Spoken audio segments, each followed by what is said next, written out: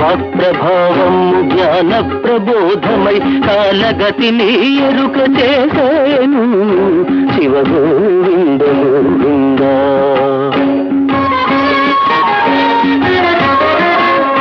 కలియుగమున 5000 ఏండ్ల పిమ్మట మను ధర్మమే మారిపోయేను, కుల వివక్షత కూలిపోయేను, మానవులలో నీతి మటు మాయమ